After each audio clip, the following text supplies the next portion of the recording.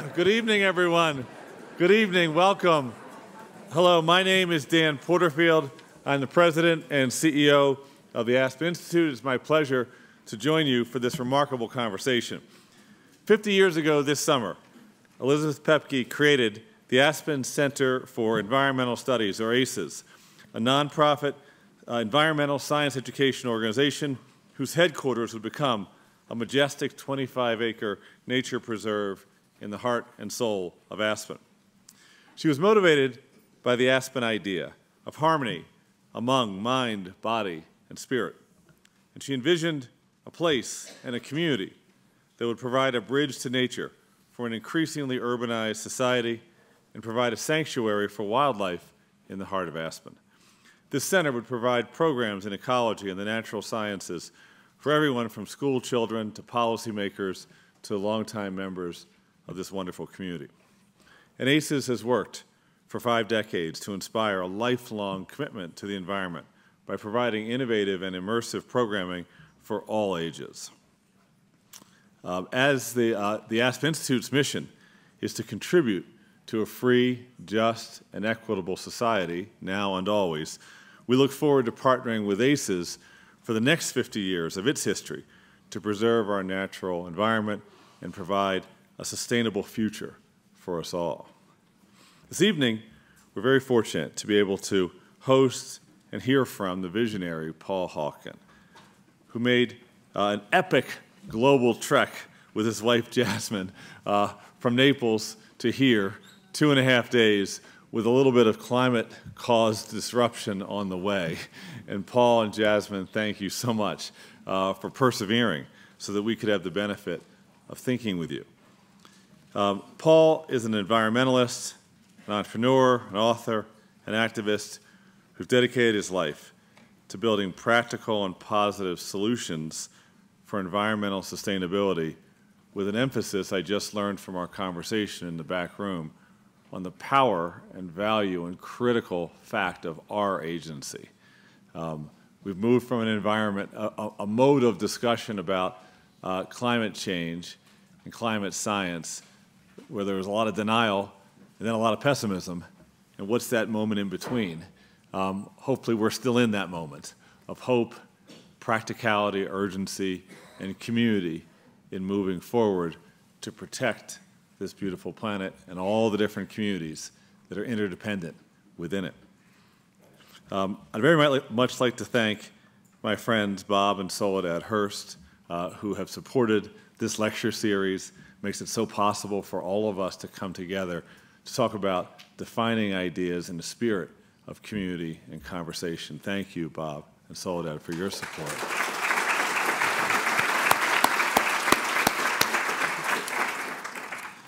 Inspired by the words of Elizabeth Pepke, ACE's mission is educating for environmental responsibility, led beautifully and inspiringly by Chris Lane. After we have a chance to hear from Paul, Chris will then come up after the lecture for a conversation, and then we'll open it up to all of us to think and talk and brainstorm together. Now it's my great pleasure to welcome Paul to the stage.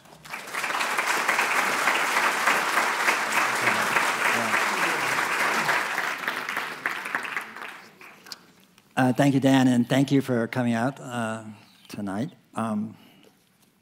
I really have spent the last 2 days visiting ACES, and it's just an extraordinary organization.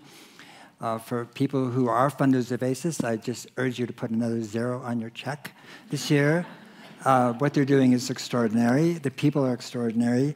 I want to thank Chris and Christy and Allie and Jason out at Rock Bottom and Alyssa and Tony, we met at Tokla today, and Megan and Jen and Olivia, Christina, Mariah, where are you? You're here somewhere, aren't you? Oh, there you are. So I'm looking at them. They work at Tokla, work at RBF, and I really want them to come and sit in the front row instead of staff often, in the back, sort of subordinated to everyone else. And so I'm so glad you're here. Thank you so much. And I also said something to Jason just now, which is if we're going to an age of darkness, no question about it, and we're here already, at least in Washington, D.C., and And if we're going to go into an age of darkness, we need to be lit up.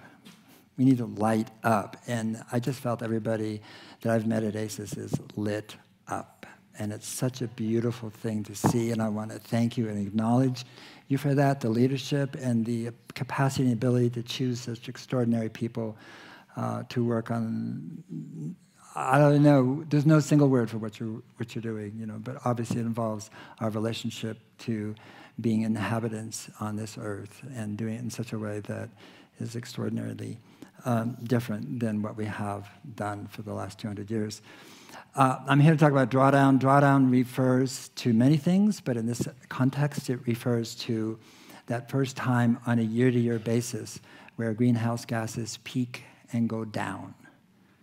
All right. So well, it's about water. If it's war, it's troops. If it's your checking account, you know, it's a bad thing. But for the environment, it's a very, very interesting thing. And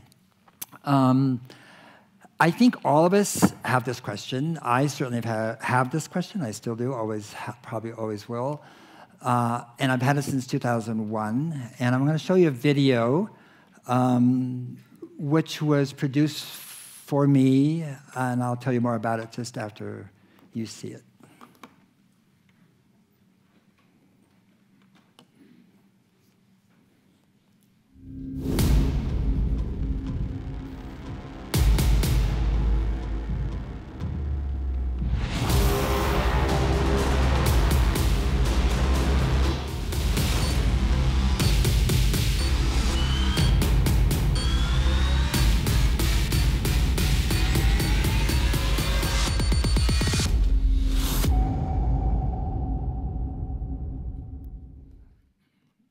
So I was giving a talk down in Atlanta to a corporation international sales meeting, and they asked myself and another person to describe and get people to understand that actually climate change is already here. And there was an intern from the AV company that was working with them, and he said, you know, on my own, I just did this little video, and I just wondering if you'd like to see it. This 20-year-old. And we were rehearsing at night, you know, and he put it on, and we were all just going, oh. You know, just like, oh my God. And I think, though, the reason I want to show it is, I mean, it's drought, it's fire, right? It's famine, it's food, it's heat, it's war, it's refugees, it's migration. You know, it's 7 horsemen, not 4. It's of the apocalypse, and more are coming. And I think it's important to understand that this is a 20-year-old, and our youth see things very differently, because they're not burdened with the past, actually. And they weren't there, and so they don't carry it around. They carry the present around, and what they see is I think, much more accurate and truthful to where we are than those of us who are older. This is where we stand in terms of greenhouse gases, and that dotted line is 300 ppm, and we never exceeded it until just before 1950. That circle is actually one of the highest points, but that was during a period 125,000 years ago when you can just see, even at that level, there was alligators going up, you know, the British Columbia coast, and giraffes and lions were romping across Denmark, and the seas were 20 feet higher, all right?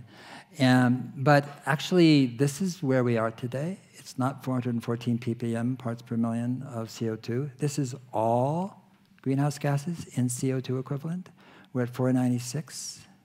That's methane, nitrous oxide, SF6, perfluorocarbons, hydrofluorocarbons. And this is the highest it's been in 20 million years. Okay. So we are in, like, terra nova.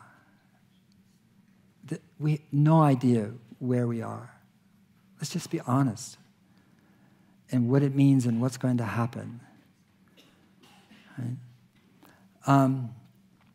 So a logical question out of this would be, well, is it game over? And in 2013, the reason Drawdown started, even though I had thought about it for many years and asked other institutes to do what I'm going to describe, none of them could or wanted to. But in 2013, as you remember, Bill McKibben wrote a piece in Rolling Stone called Global Warming's Terrifying New Math.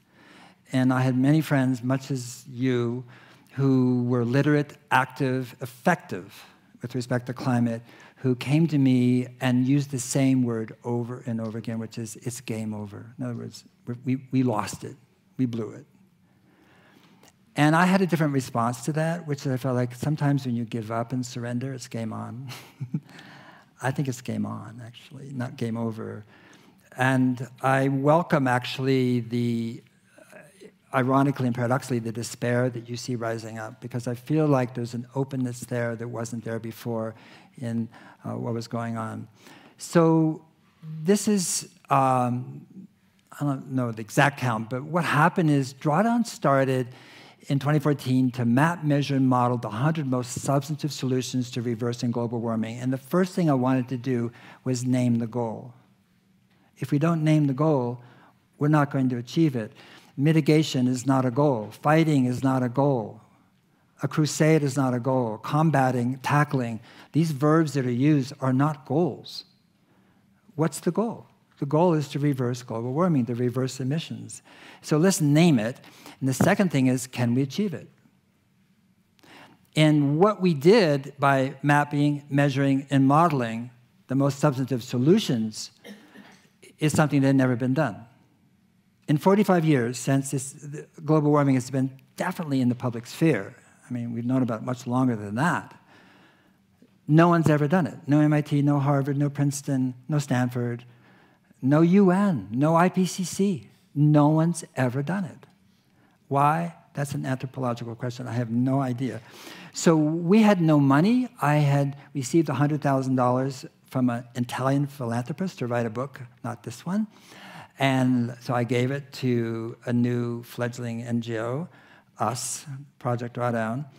And since we had no money to hire scientists, we put out the word all around the world for Drawdown Fellows. And we were overwhelmed with applications, and we received them from 40 countries. These people are from 22 countries, 6 continents, and they basically wrote master's theses on each solution, and then used the vector model that we developed and so forth, and we taught them to model as well.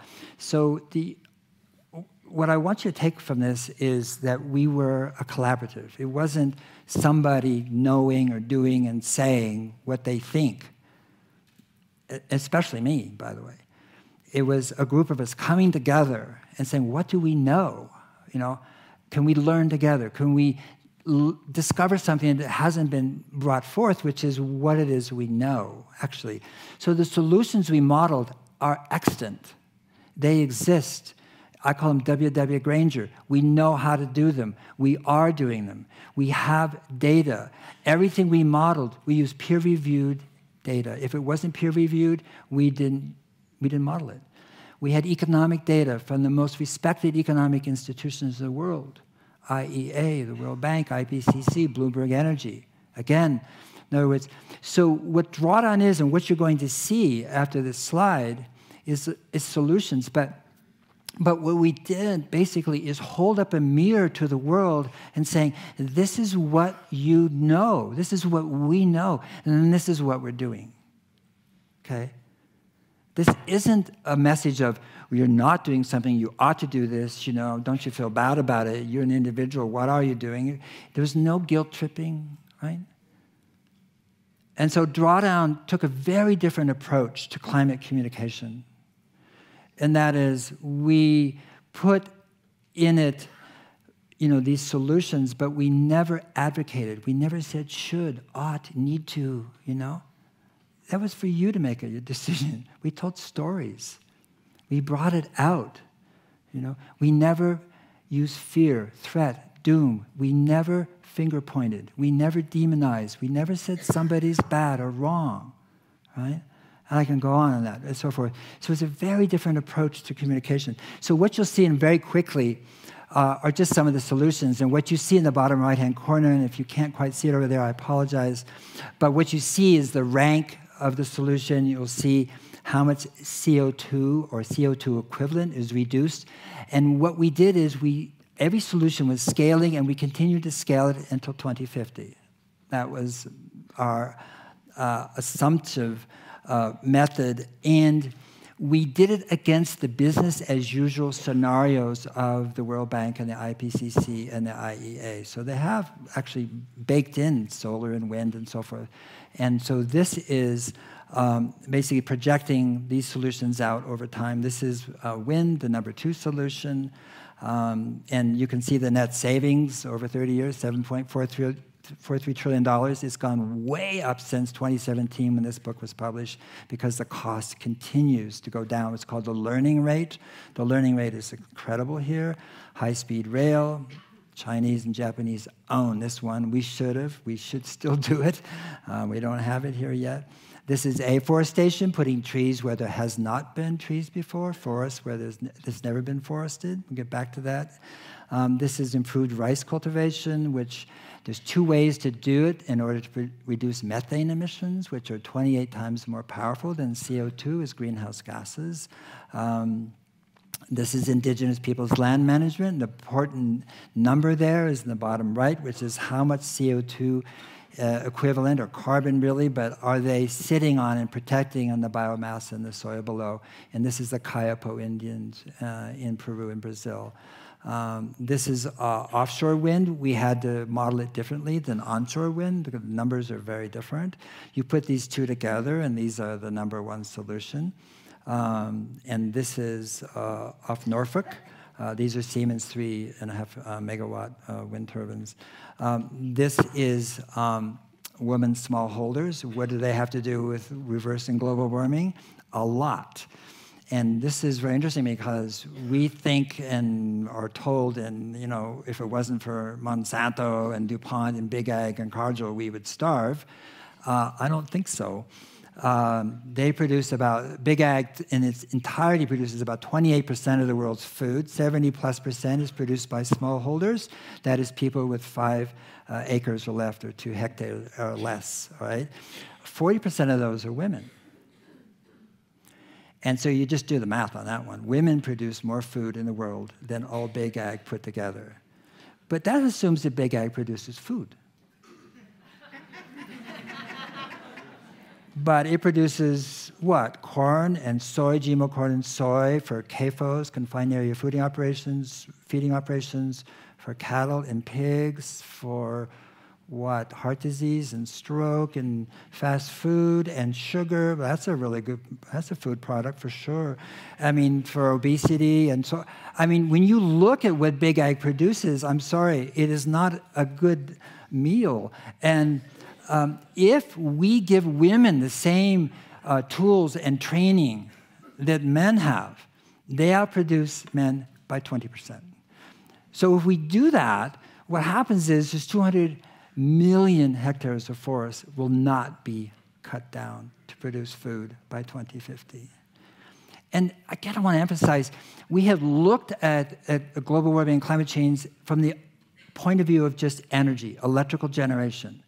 And we've been told over and over and again that the way, the way we sort of solve most of this problem is renewable energy, right?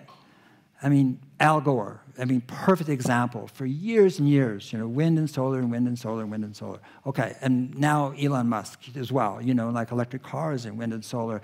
And somehow, if we do all those and get them right, we get a hall pass to the 22nd century, and that's simply scientifically untrue. It's absolutely not true. And those are crucial, solutions without which we're in trouble. But we can turn off every single car, electrical generation plant, coal, gas, everything in the world that combusts fossil fuels today, and we'll still be going over the cliff of climate change and global warming. And we must do that as well. So again, when you look at these solutions, what happened when we did the math, because that's what we did, is we did math. We just read the literature and did the math, and here's the math, is that the diverse ways in which we can work together to this is extraordinary because it's a system that created the problem. It's a system that heals it and cures the problem. This is walkable cities, my wife's hometown, Buenos Aires. This is rooftop solar. This woman is smiling because she used kerosene to light her straw hut on her straw island on Lake Titicaca so her 2 daughters could do their homework. And it just underlines one of these important points. These solutions are no-regret solutions except for one, which is nuclear. And that is to say, we would want to do them if there wasn't a climate scientist alive and we were clueless as to what causes extreme weather. We would want to do these. They have so many benefits in terms of jobs, prosperity, our children, clean water, clean air. I mean, it goes on and on and on. So this idea that we have to do these things, to fix the climate, is really not the way to look at it. We need to do these things to transform our civilization and our relationships to each other and the place we live. This is bike infrastructure. Bikes are great, but if you don't have room to ride them, you don't ride them. And so bike infrastructure is important. Green roofs. I'm just going to go fast. This is regenerative agriculture. I'm going to go back to that one.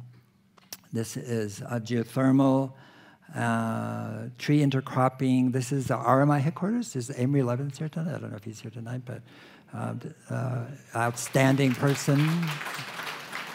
There he is, my beloved co-author and brilliant. I basically was a step-down transformer. It was like getting 880 watts, and I took it down to 120.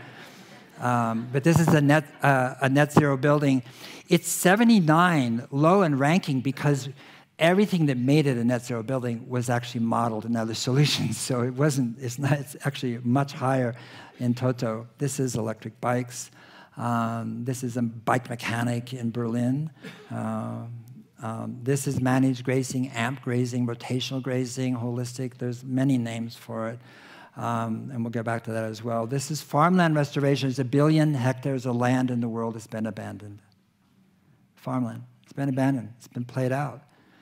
And how much water can you put in an empty cup, and how much water can you put in a half empty cup? You can put more water in an empty cup. So you can put more carbon in land that's been played out than land that's actually fertile and taken care of. So this is really, really important in terms of regenerative agriculture, restorative methods of land use. This is clean cook stoves. Again, the benefits for women, children, for her safety, are legion. This is silver pasture, which is combining pasture and trees together.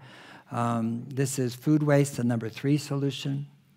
We waste 40% of our food in the United States, 40%. I mean, imagine, how much work it gets to produce the seeds, then to produce the food, and then to combine it, and then send it to be cleaned, and then send somebody else to be processed, and then to a food company to make it into something and put it into plastic or cardboard, and then put it to a distributor, and then goes to the store, and then you drive to the store and you buy it and you throw it away. No, that's what's happening. It's not just happening at home. I mean, refrigerators are where food goes to die for most people, but basically supermarkets and other places too, restaurants. I mean, how many of you go to a restaurant, eat, and then you push away the plate?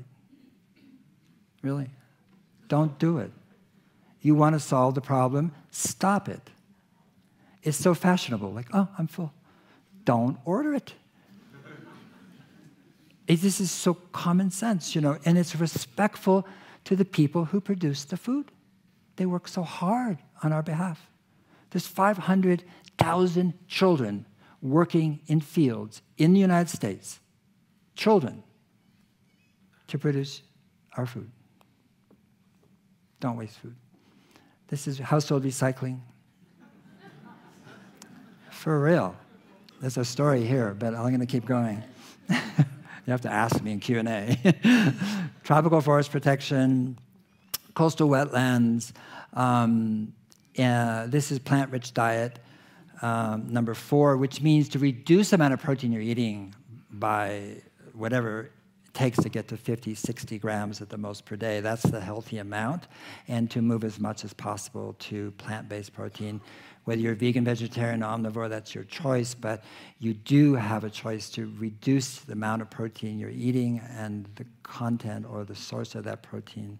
Number 4 solution, tropical tree staple crops. This is girls' education. Again, we get more comments about this one. I was the one who put this on the list, and my researchers said, nah. But actually, it stayed. You can see it's the number 6 solution. Why is it there? 145 million girls are taken out of school before, really right at that sort of end of elementary school in our school system, when they're 11, 12, just pre-puberty or at puberty. And they're for three reasons. One is to go to work so they can put their brothers through school. Second reason, to be married off. And the third reason is because the schools don't have latrines or anything, and they feel very vulnerable, and so they go home, and they don't go finish school. If we support girls to get and complete a high school equivalent of education, they have an average of 2+ children, as opposed to girls who are taken out of school have an average of 5+ children. We've known this for 40 years. This is not new data. The question is, are we going to do something about it? But educating girls or supporting the education of girls is a pathway to family planning. And I remember saying this at the University of Santa Cruz, UC Santa Cruz, and then a professor held up his hand and said, whoa, how do we control population? And I said, you lose the verb is the first thing you do. It's not about control, it's about the empowerment of girls and women.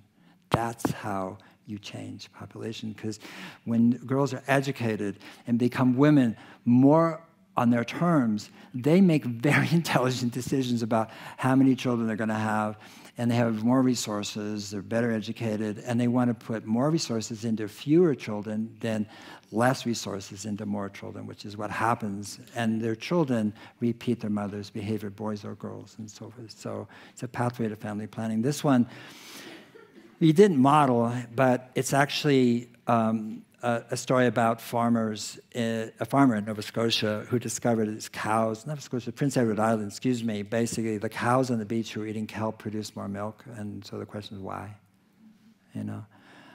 And he asked his county agent who got a scientist, and they did sort of blind but double-blind studies, as they're called, and fed some cows kelp and some not, and then because they felt that it might have something to do with methane, enteric emissions of methane, because it's a very inefficient metabolic process for ruminants. And sure enough, the ones who ate seaweed produced less methane. They put these plastic bags over their head. The cow breathed into it. Thank you. And so that's impractical, kelp.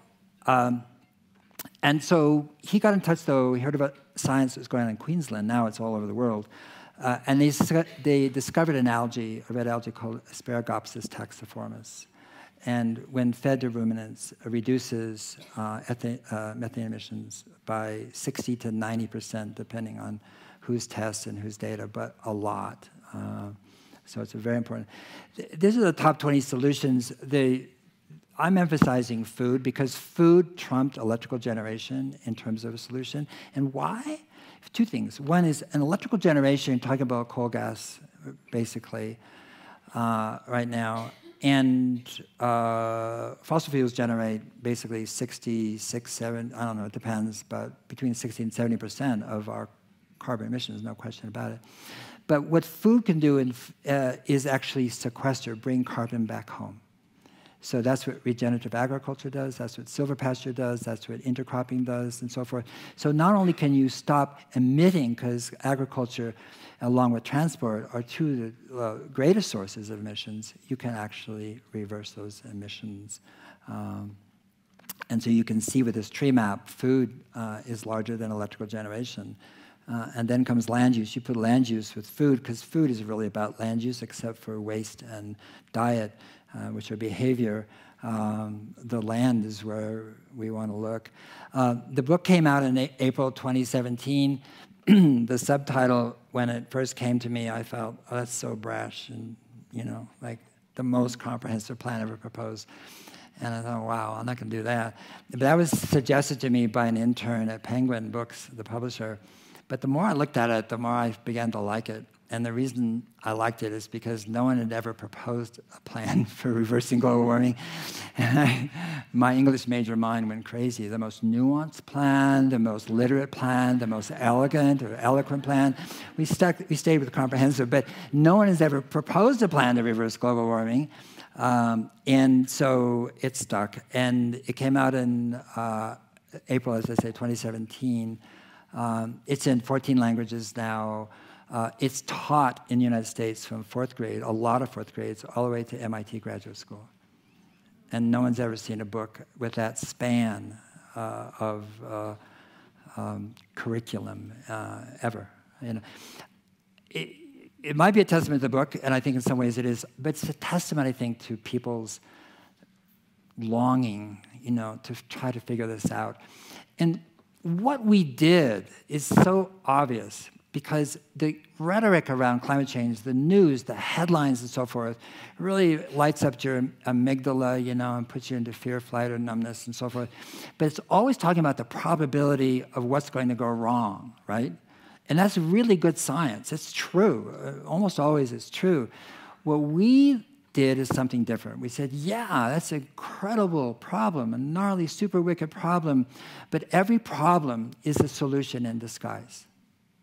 Think about it. If there's not a solution underneath the problem, it's just something that is. If you walk to see an aspen tree, it just is. It's not a problem. It's just an aspen tree, right? So problems are solutions in disguise. So the most complicated, most gnarly problem in the world, which is global warming, actually contains a plethora of solutions. In other words, it's redolent with possibility. And so what we did is say, got it, respect the science, let's look at possibility. So does RMI, so does Amory all his life. Looked at possibility as opposed to dwelling on the problem. Respect for the problem, but moving away. And so we talked about communication. And I did, and this is how not to communicate. These are war and sports metaphors. You can tell who's been in charge of climate communication for the last 20 years, men. How does it make you feel when you read these words? Negative emissions. That, as an English major, I can tell you there's no such thing. But the word is used. How can you have a negative emission? How about a negative tree? What's that? How about I mean, it's like, but the carbon war room, which, you know, with all due respect to RMI, merged with the carbon war room, it's not a war on carbon. Carbon is a blessing. We want to bring carbon back home. We don't want war. You're carbon-based, you know. Carbon is extraordinary. These are how to communicate. This is the words we need to use, and so forth. And that girl, by the way, is from Kenya, and that was on our wall the whole time, and said our client. That's our client, right? And these two are at the University of Colorado in the Up in the Air Children's Theater, and they basically dress up and act out solutions from Drawdown. And this is plant-rich diet, and these are peas and carrots. And I just think it's so important, you know, that we, and this goes back to ACES, you know, what they're doing and so forth, you know. Children deserve to be educated in a way that allows them, you know, to fall in love with the world, you know. And they need to be taught that climate is a miracle, not a disaster. Because it is a miracle. It happens every day. It's this extraordinary thing. And we have to teach them in such a way that they fall in love with this world and have that awe and wonder. They'll take care of the world that they fall in love with. But we can't teach them in any other way, to me. So this is where I am going. I could say we, but I left Project Drawdown to start this, and it's called Reorganizing Civilization in One Generation, which is, again, a rather brash title. But I think that's all the time we have.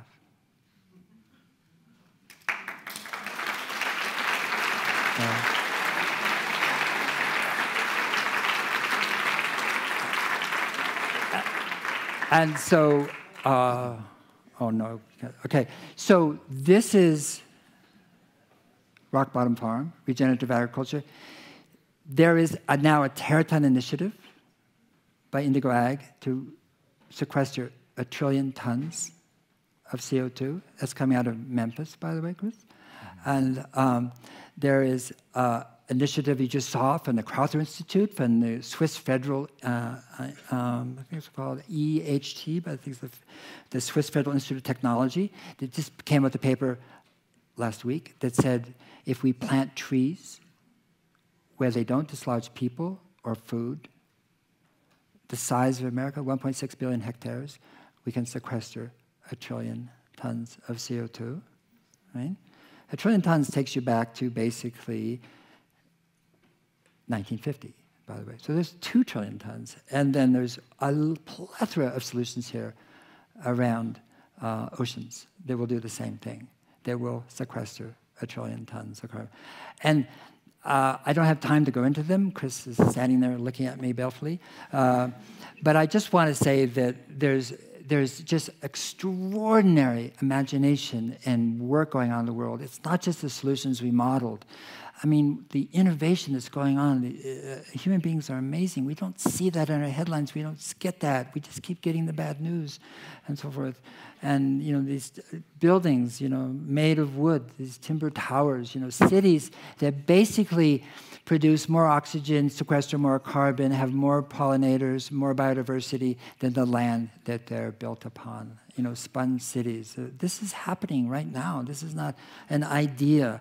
And I just want to end with this. This is Mark Watney. You remember he got abandoned on Mars, in the Martian. And, but the Andy Weir story of the Martian is an allegory. It's about us. It's about Earth. It's not about Mars. And you have to look at it that way. And remember at the end of the movie, he's Amanat Scree, he's the astronaut who came back. Sorry, spoiler alert, he came back, He was at Cannes, this festival. And, but he's talking to wannabe astronauts at the very end, and he says, basically, he said, pay attention, pay attention.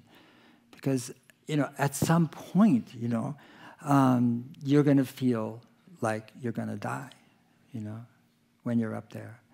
And at some point, everything is going to go south on you. And you're going to think, this is it. This is how I end. Right?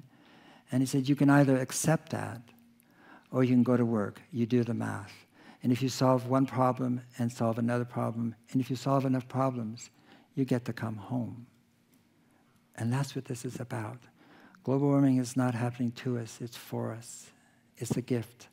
It's a blessing. It's feedback. And we can either accept it and act on it, and then we can come back home. This is our home, and this is what it's about. Thank you so much.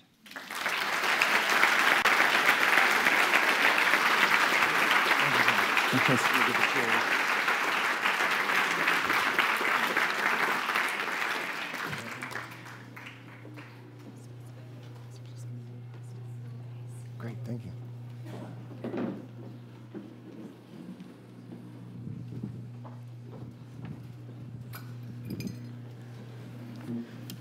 Okay, is my mic on? You can hear me? Thank you. Thank you all for being here tonight. We're going to talk about 15 minutes, Paul and I, and then we'll open everything up to questions for you guys. And I'm going to be strict at who I choose, so we only have 15 minutes for Q&A. Before we get started, I want you guys to know who's sitting here. You think he's a scientist and the world-renowned environmentalist, but no. In 19... It's true, he's none of that.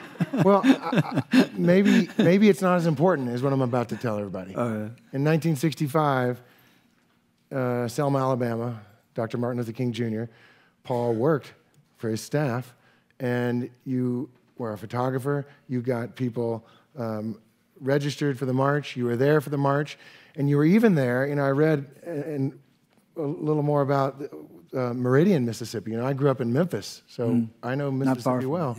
Yeah.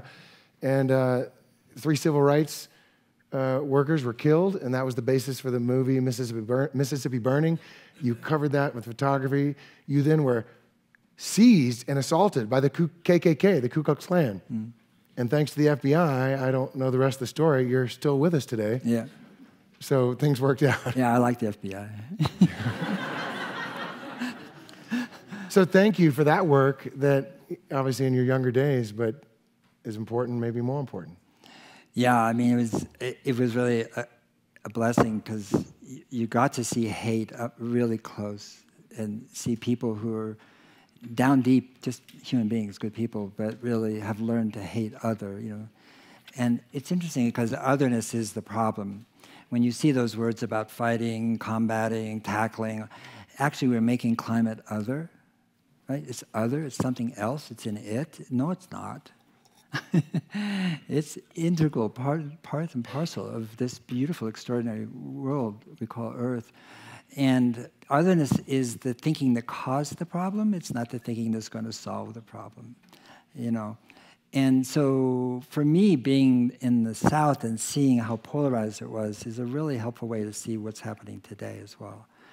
And because you saw people really, what I saw is people who really didn't dislike, they were white people who disliked themselves and felt very bad about their lives and where they ended up. And they basically projected onto African Americans all their self-hate and denigration and but the interesting about the FBI, though, which to me was that when they stopped the car I was in being kidnapped, they looked just like the KKK. In fact, they all played high school football together, so they all knew each other. And the FBI guy said, "Jim, God damn it, I told you not to do this shit anymore." You know, I'm going, whoa, I'm clutching my little camera. I'm going, wow, these people know each other. Now where am I going, you know? And but they all knew each other, you know, and they took me back and then, you know, they arrested me and sent me to the jail, and then I got jailed for disturbing the peace, of course, for being beat up. But it really was an extraordinary time and moment. The Voting Rights Act came out of that, you know, and I would say my role was diminutive, nothing, fly on the wall. The youth there, and I think of the youth now who are marching on Fridays, and Greta Thunberg and so forth, those boys and girls, 12, 13, 14-year-olds from Selma, Alabama, who went day after day to the bridge, you know, and got beaten, and German shepherds and all that sort of stuff, you know, fire hoses, until Martin Luther King and, you know, the Southern Leadership Christian, you know, Conference, the SLC came, you know, Jesse Jackson, all those people.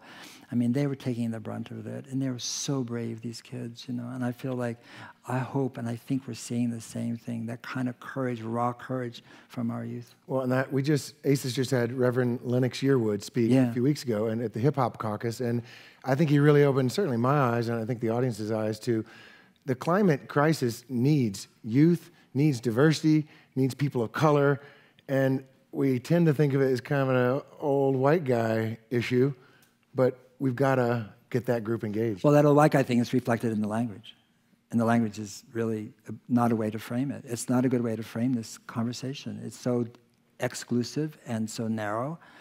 I mean, the reason I want to do regeneration is that 99% of the world is disengaged from global warming. The most crazy thing. I mean, this is the greatest crisis civilization has ever faced and may ever face, and 99% of the world is like, you know, and if you don't believe it, by the way, just go, maybe not here in Aspen, I mean, come on, but I mean, just go to any other town and to a coffee shop or to a sporting event or to church or something and say, how do you feel about 1.5C, you know, in 2030?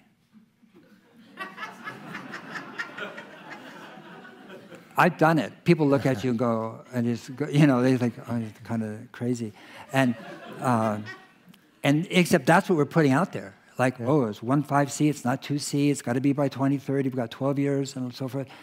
Well, is that working for us? It's not working, because people move towards possibility. And regeneration, the other subtitle is how to create 1 billion jobs, and not just jobs, but jobs that give people a sense of dignity and self-respect.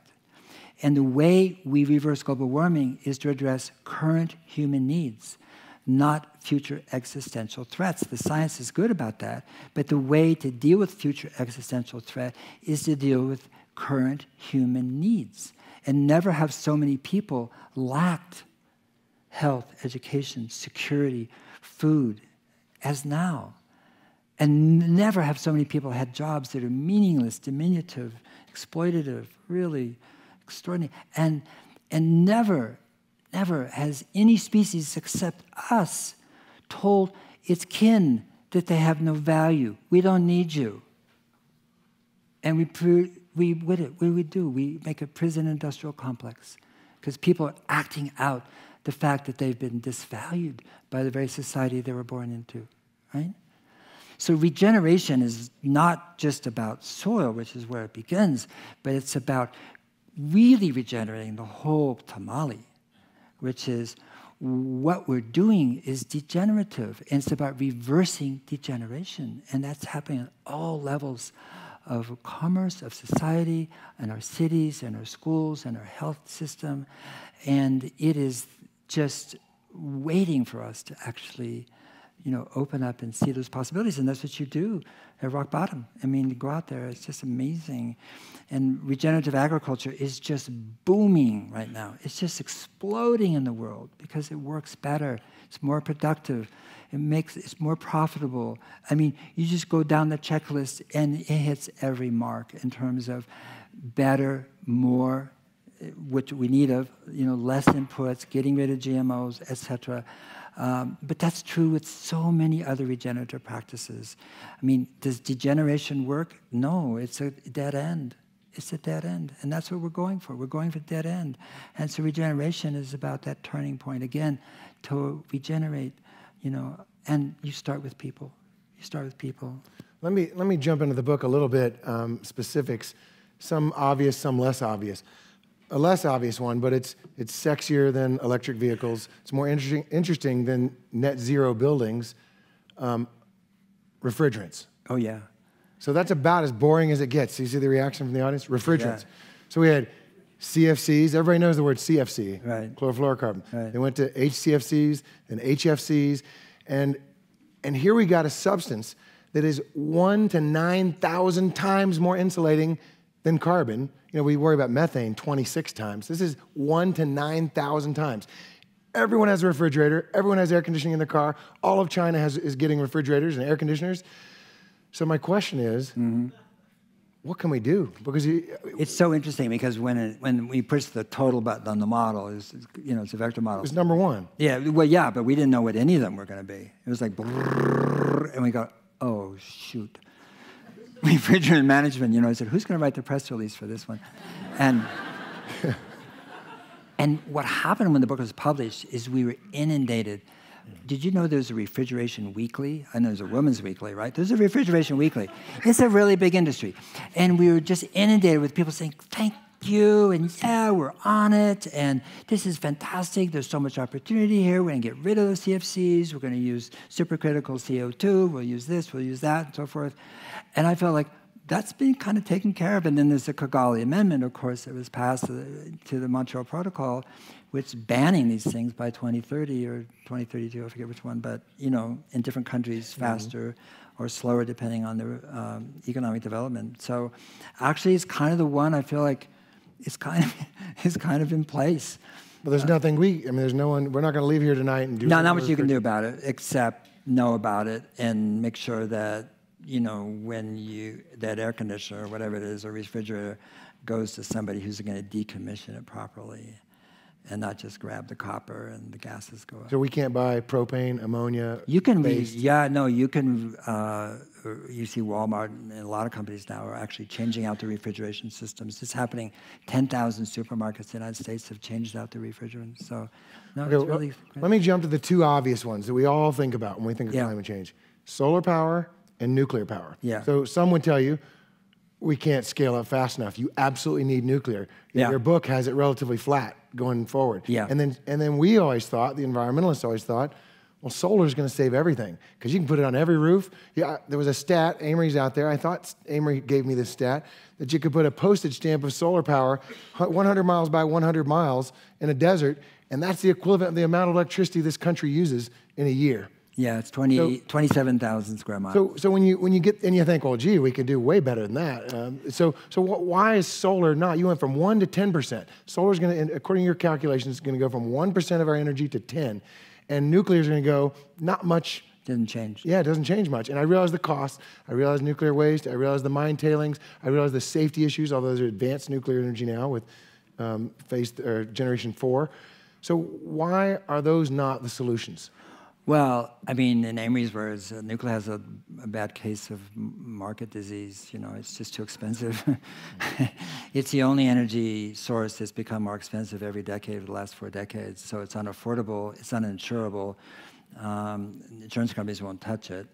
So it has to be governments, which means taxpayers. China, when we wrote that book, China was definitely on a very aggressive program to not only create nuclear power plants for themselves, but for others, for export. They pulled way back because since Fukushima, it's politically impossible to put a nuclear power plant on the Chinese coast. People won't have it. And it's impossible to put it inland because they have water shortages for agriculture, and nuclear power is just a water suck for cooling. And so, and they are world leaders in wind right now, and wind is now the cheapest form of new electrical generation in the world for about 80% of the world, and soon will be 100%. So the writing's on the wall, and storage costs are going down. So baseload power, which was the argument for coal or for nuclear, is not going to be a valid argument. It's not a valid argument now, but I mean it's going to be totally invalidated by what the learning rate again, where costs are going down in wind, in storage, and in solar. Okay, I'm going to shift. Sequestration. Yeah. You've got some out there that think we're going to geoengineer our way out of this. We're going to get a direct air sequestration process. You see it in Iceland. You see it in some of these progressive countries coming up with this new technology. I'm not so sure you can scale it, but that's my question. Can we scale sequestration? And my biggest fear is, as soon as people start talking about scaling up sequestration, the eye goes off the ball. And they go, see, we can burn all the coal we want and all the natural gas we want because we're going to find a way to pull it out of the air. But the math I've seen doesn't seem to work. No, what are your thoughts? Well, I mean, people talk about moral hazard. That is, if it worked, then we could just burn fossil fuels.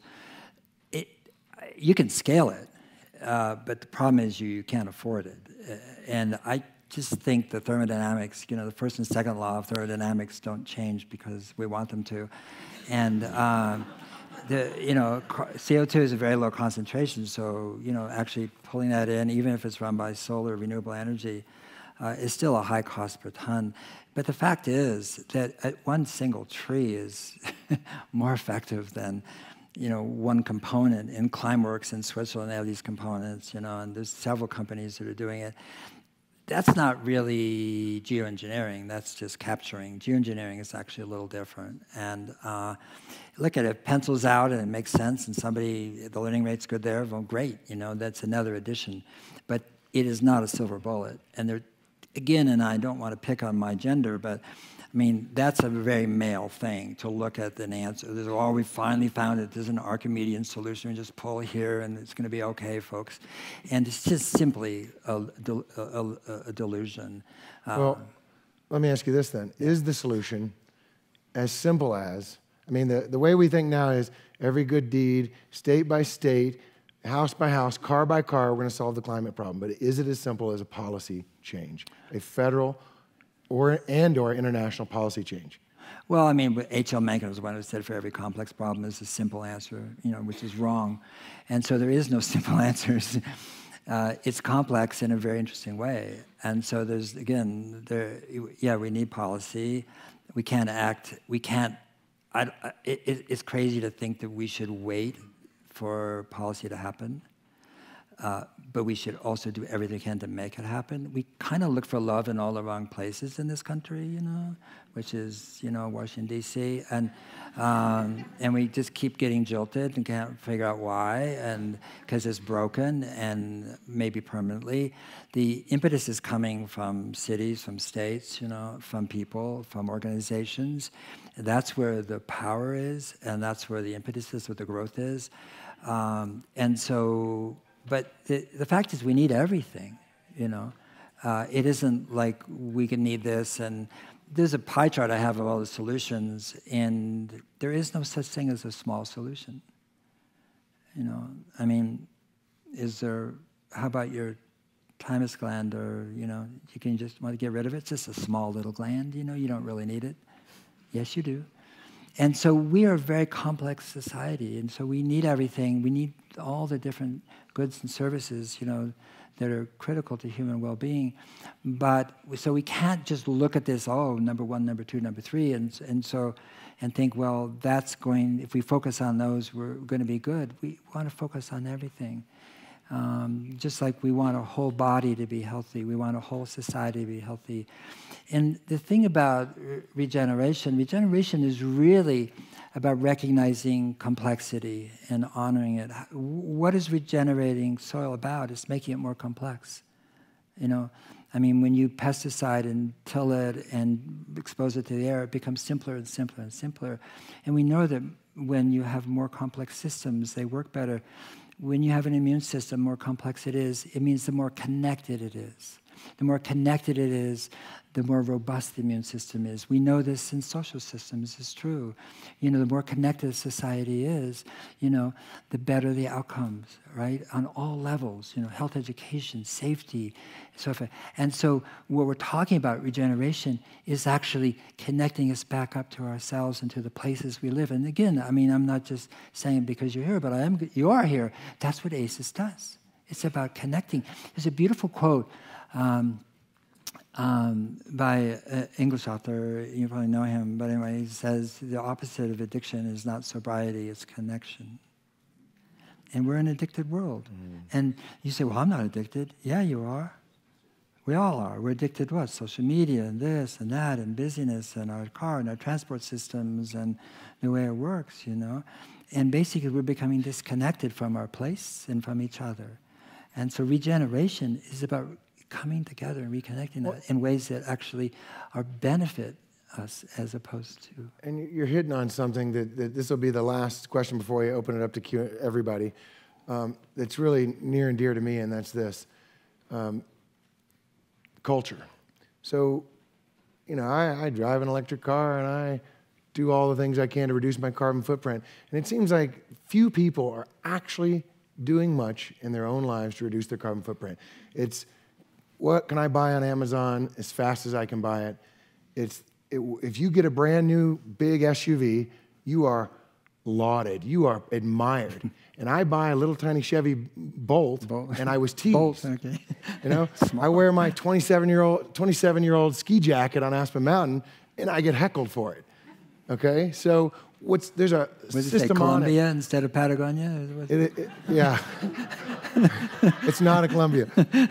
Marmot, by the way. But the point is, we've got a culture where doing the environmental thing just isn't cool.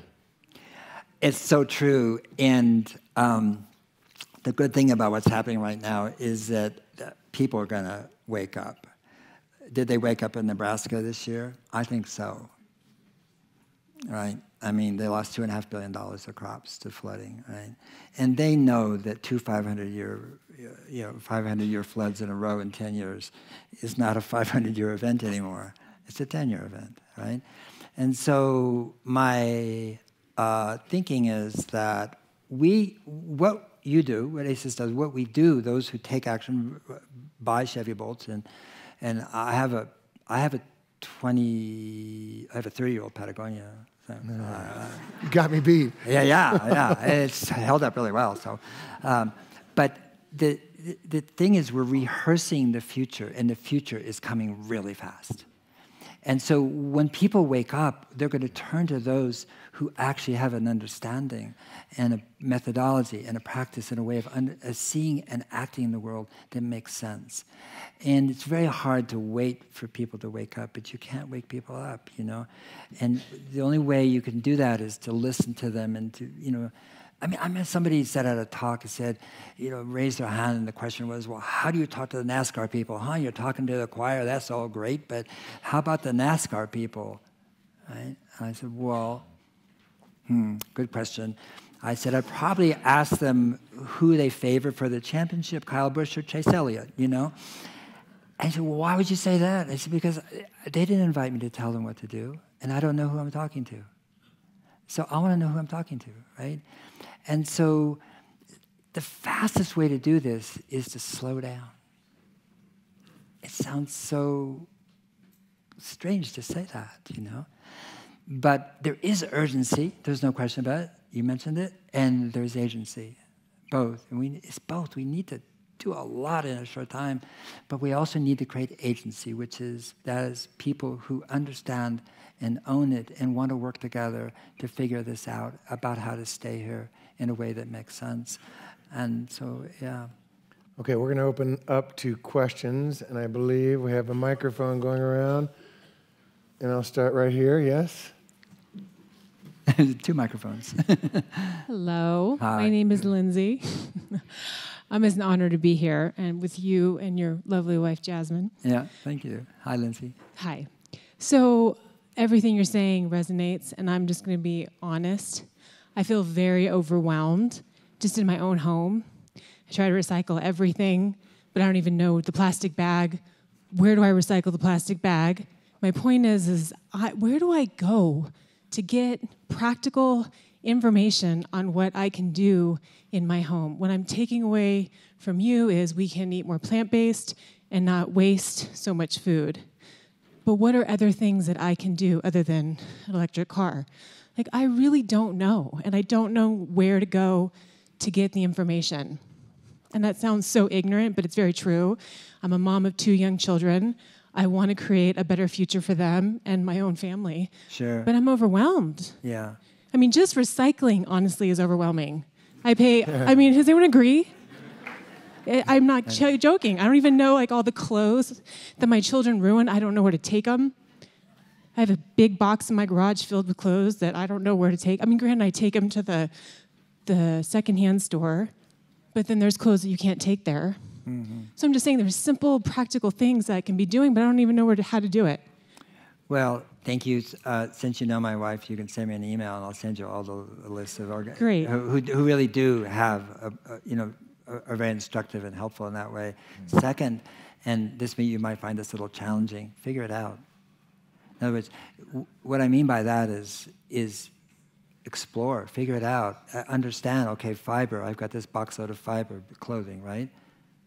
What is the best thing to do with it? Eileen Fisher, for example, is making clothing out of it, so there's a process of discovery here, which is really instructive and opening, as opposed to, oh my God, I'm so tense about it, Don't be tense. Relax into it and figure it out one by one, and use it as a way to connect to the world and understand, where things are coming from and where they can go that doesn't do harm, it actually does good, in other words. But also to look at, why is there a box full of clothes in your garage?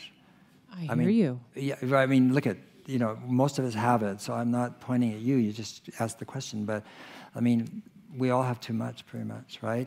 And so we have to look at ourselves and make reflection and say, do I really need all this? Am I, as you say, habituated to getting this, that at a moment's notice in one day from Amazon or whatever? We have to change who we are in our relationship to each other in this place. And so that's why I say, great, you're stuck, you don't know what to do. What a great place to be, as opposed to, here's your menu, here's your list, go do it, and then what? You haven't learned anything. You've just done what somebody told you to do. I will send you those things because they're enlightening and they're instructive and they're helpful. But again, the gift of global warming is to rediscover really who we are, why we're here, what's our purpose, why do we do the things we do, and especially if you have children, because then the people I see in the last year or two, who have small children, and the news and what's going on, and they just shift. There's a shift. All of a sudden, there's a realization their children will not live in a world that's safe or secure, or in any way, that we have been accustomed to. Yes. Yeah, it's a great question. Yeah, absolutely. Thank you. Okay, next question, and I have her email, so I can connect you if I need to. Tony. All right. Thank you. Paul, I saw you speak at the Sustainability Roundtable in Washington, D.C. in 2017 after the election, and I asked you a question about how you felt your mission, or our mission, or the climate problem that you're trying to address would be affected by the president. And you said, who clearly was a climate denier, and you said, it's going to be okay. There's so many great things going on around the world. He can't stop it. Well, clearly he's trying to. I really believe he wants more pollution, allowing auto manufacturers to pollute more in California to get back at that state. So, now that he's done all this stuff and it's very clear, where does getting rid of him maybe fit on the list of the 100 top things?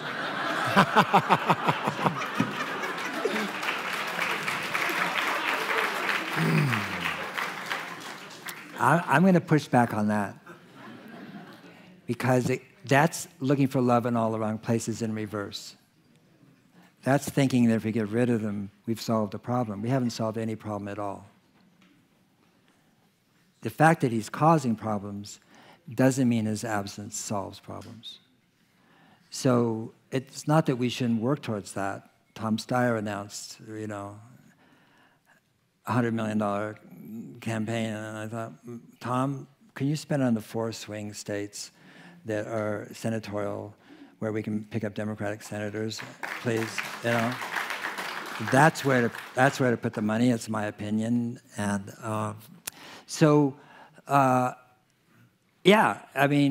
Trump is supported by 35,000 coal miners, and there's 500,000 people involved with renewable energy in the United States. So we have a totally corrupt system. So the 35,000 get more representation than the 500,000 in those industries. And that is sort of emblematic of the fact that the political process is totally corrupt. It's totally corrupted. And so we have to work, obviously, to clean that up, to reverse that. There's a new book by Jared Diamond talking about how 3 civilizations that were basically dying reversed that. Read it. Will this be the 4th?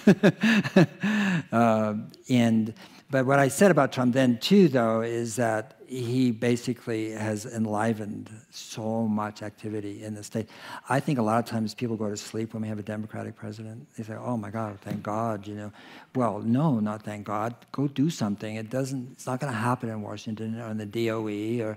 That's not where it's happening. And that doesn't mean the DOE can't do good things. It can't be good policy. It can't be good, tax things. But that is insufficient unto the task at hand, And so that's why I would push back on Trump saying, yeah, that is a big problem, but it's not the real big problem.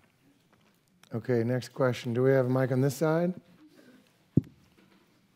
Let's go with the young boy right there. How about that? So what can kids my age do to prevent global warming and reverse it? Say it again. So what can kids my age do to reverse global warming? Read the book. Read a book. Your dad has one. Yeah. It's on your desk.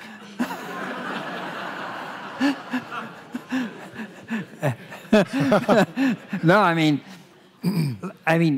what the statement under the statement is, ask the questions and learn everything you can. Use that as a way to inform yourself. And I know you're very literate already. Your dad told me about you, so he warned me about you. No, he said nothing but good things about you. But the point being is that at 12, you're just basically sponge mind, you can learn so much so fast, and so do it. And it's just, look at Greta Thunberg, basically so-called autistic, at 14, and look what she's done and changed. Just one person, by just telling the truth and knowing and understanding the situation, you can be that person too. And I agree with your dad. It's youth, and I would also put in women. If youth and women get it, it will change. But if they don't do it, it's not going to be, with all due respect, men. Men have been running this place for a couple thousand years, and this is where we are. And a lot of good things have come of it, but this is where we are. And so we have to really acknowledge that this is a phased transition to understanding. And genetically, just in fact, women understand connection and community so much better than men, and that's where we have to go. And children have minds that are, like I said, that aren't burdened by the past or thinking what is so or what is not so or what is true, what's not true. They're discovering it for themselves. So I want you to do that and discover what it is true. I recommend the book, but not just that book. And if you want a reading list, I'll be happy to send it to your dad. Yeah. Another question right back there. Yes, you. Yep.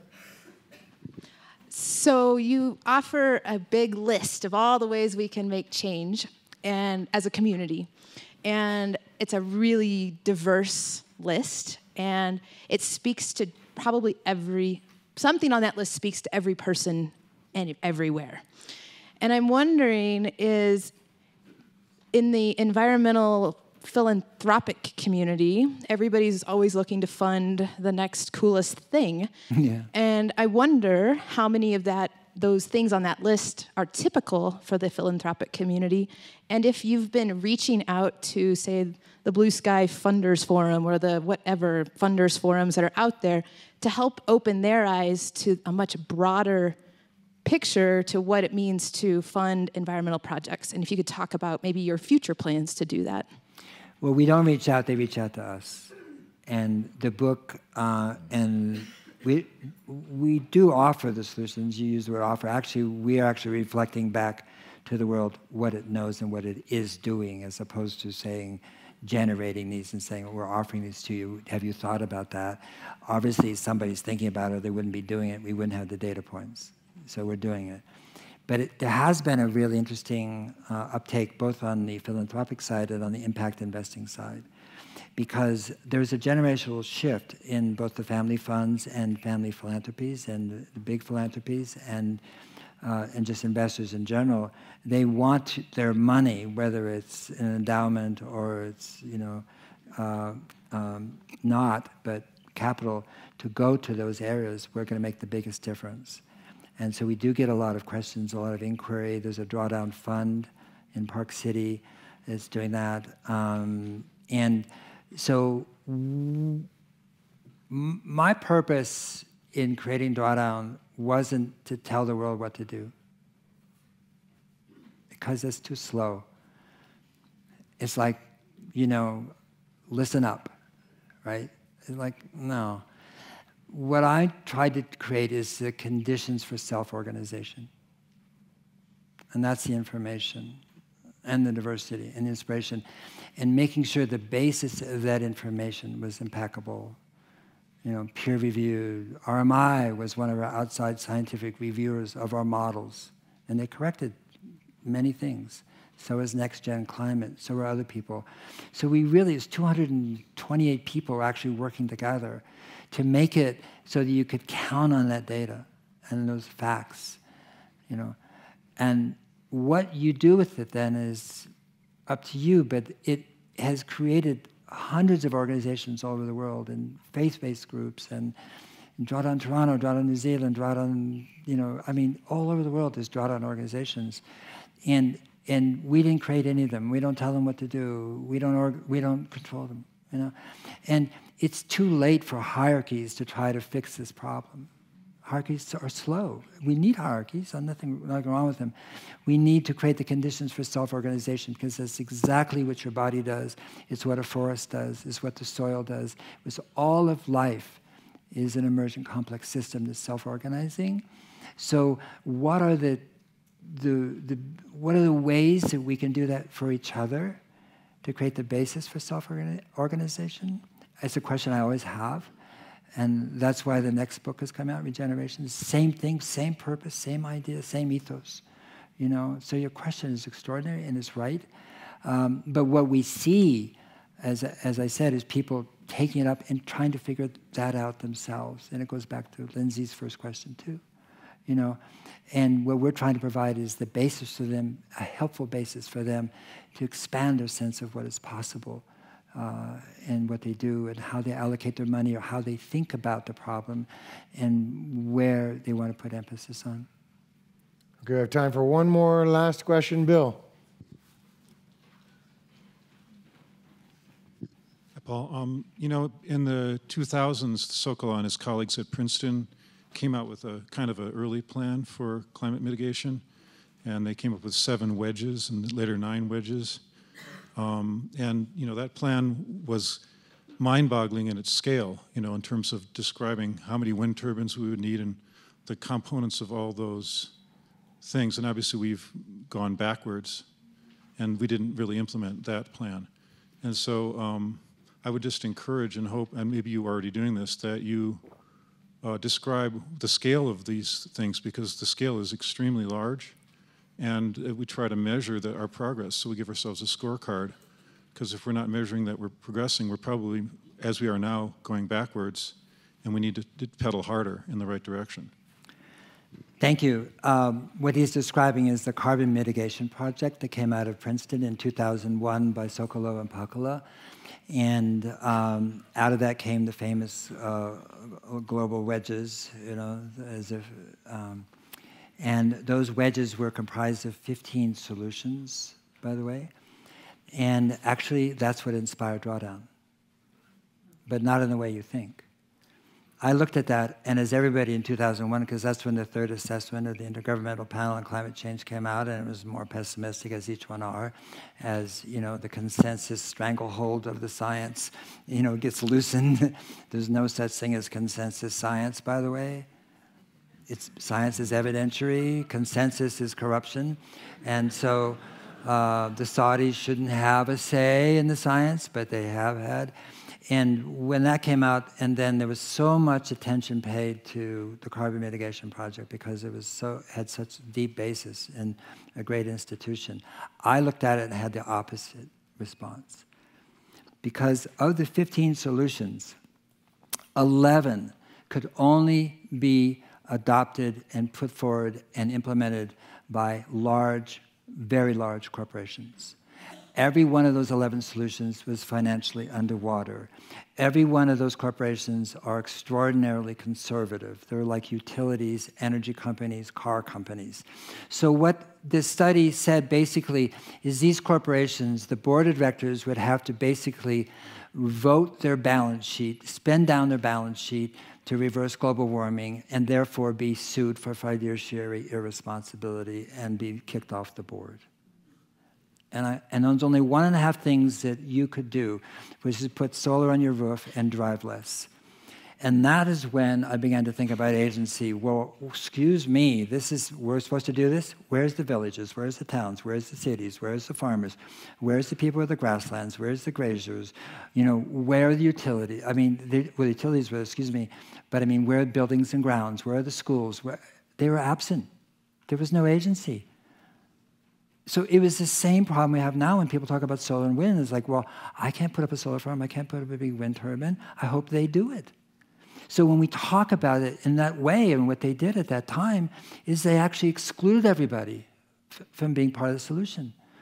So it wasn't, the math wasn't correct, but the assumptions absolutely were, what's the word? Excuse me. The assumptions were extraordinary, off base, yeah. I mean, it's like, well, what are you talking about? And I call that rectangle learning. That is kind of stuff you can only come up with if you sit in front of your computer all the time, you know, and you think you're learning something. Yeah, you are, but you're not learning unless you actually go out and feet on the ground and talk to people and feel what's going on and understand society and how social currents flow and don't flow. And so Drawdown was inspired. That was when I started to go around to people, sort of like Diogenes, saying, do we have a list of the most substantive solutions to reversing global warming? Because that wasn't a list. It was not a list. And so, and everybody said, no, we don't, and we don't do that. And I kept asking for a long time, and I forgot about it until Bill McKibben's article came out. And I didn't know how to do it either, by the way. But you know, don't let that stop you from doing what you need to do. You know, and as I said to a graduating class not so long ago, it's like, do what's impossible, then figure out whether it's impossible later after you've finished it, you know, because that's what we have to do. Thank you. Paul, we're out of time. Thank you. Thank you. Thank you for sharing. Yeah. Thank you for helping us find solutions and thinking a new way of viewing the climate problem. Thank you all for coming tonight. Good night.